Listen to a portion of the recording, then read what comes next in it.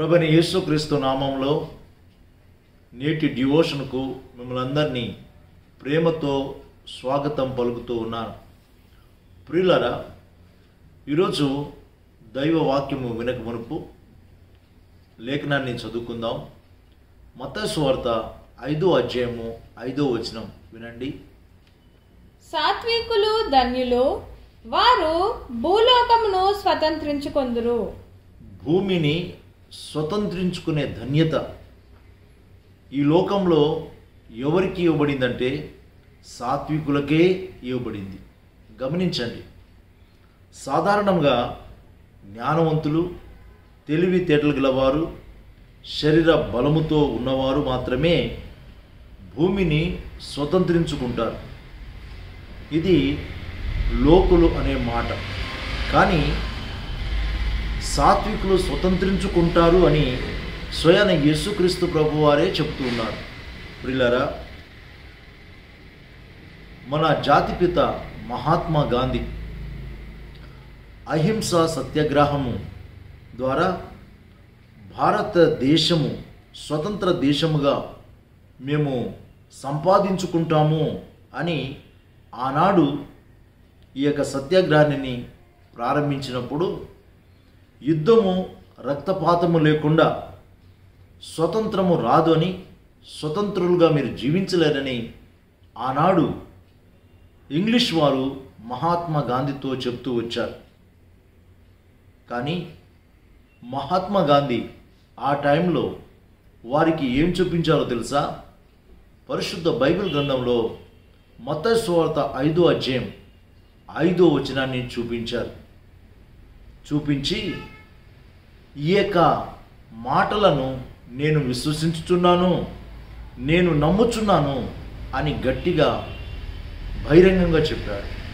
ఆ ప్రకారమే దేశాన్ని స్వతంత్ర దేశంగా సంపాదించుకున్నాడు. గాంధీ గారు వారితో చెప్పిన మాటలు ఏంటో తెలుసా? సాత్వికులు ధన్యులు, వారు భూలోకమును స్వతంత్రించుకుందురు. అవును, సాత్వికులు ధన్యులు, వారు పొందు ఆశీర్వాదాలు ఎన్నెన్నో. వాటిలో కొన్ని, నెంబర్ 1, దీనులు భోజనం చేసి తృప్తిగా ఉంటారు. కొంతమంది బాగా తింటారు, ఇష్టమైనవి తింటారు, ఎక్కువగా తింటారు, కానీ తృప్తి అనేది వారికి ఉండదు. తృప్తి ఎవరికి ఉంటుందంటే దీనులకే తృప్తి ఉంటుంది. నువ్వు దీనుడుగా ఉన్నావా లేవా? తృప్తికరమైన జీవితము జీవిస్తున్నావా లేదా? ఒక్కసారి మనల్ని మనము పరీక్షించుకోవాలి. నెంబర్ 2, న్యాయ విధులను బట్టి ఆయన దీనులను మంచి మార్గంలో నడిపిస్తాడు. తన మార్గంను దేవుడు దీనులకు నేర్పిస్తాడు. నెంబర్ 3, దీనులు భూమిని స్వతంత్రించుకుంటారు, బహుక్షేమం కలిగి జీవిస్తారు. నెంబర్ 4, ప్రభువు దీనులను పైకి లేవదీస్తాడు, అనగా హెచ్చిస్తాడు, దీవిస్తాడు. నెంబర్ 5, ఆయన దీనులను రక్షణతో అలంకరిస్తాడు. గమనించండి ప్రియులారా, ఇవి ఇలా చెప్పుకుంటూ పోతే దీనులు పొందు ఆశీర్వాదాలు ఎన్నెన్నో ఉంటాయి. దేవుని బిడ్డలంటి మనము ఆత్మఫలమైనటి దీర్ఘశాంతము నీలో ఉన్నప్పుడు, దీర్ఘశాంతంతో నువ్వు జీవించినప్పుడు, నీ హృదయంలో, నీ తలంపులలో, నీ మనసులో ఎప్పుడైతే దీర్ఘశాంతం కలిగి ఉంటావో నువ్వు ధన్యుడవుతావు, ధన్యురాలవుతావు. నీ సాత్వికమే నీ ధన్యత. నేటి వాగ్దానము విందామా? నేటి వాగ్దాన వాక్యము ఫిలిప్పీయులకు రాసిన పత్రిక 4వ అధ్యాయము 5వ వచనము. మీ సహనమును సకల జనులకు తెలియబడనీయుడి, ప్రభువు సమీపముగానున్నాడు. మీ సహనము సకల జనులకు తెలియబడనీయుడి.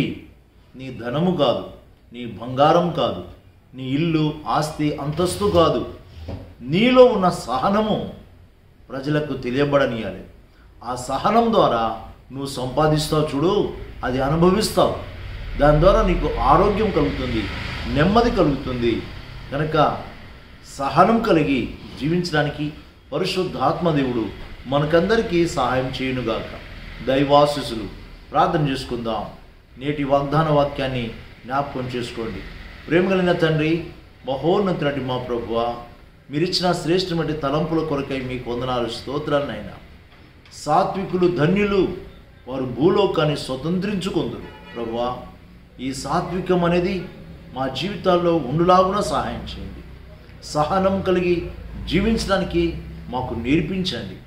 ఈ సహనము నాయన, సాత్వికము ఈ లోకంలో మేము ఎవరిని చూసినా రాదు, కానీ నిత్యము మా సృష్టికర్తనటి భూమి ఆకాశంలో సృజించినట్టు మీ వైపు మా కళ్ళు నిత్యము చూచినప్పుడే ఈ యొక్క సాత్వికము సహనము మాలో నాయన ఉంటుంది. నాయన, ఈ సాత్వికము సహనము మాకు ఆరోగ్యం ఇస్తుంది, నెమ్మది ఇస్తుంది, మా ఆయుష్కాలాన్ని పెంచుతుంది. మీకు వందనాలు ప్రభువా.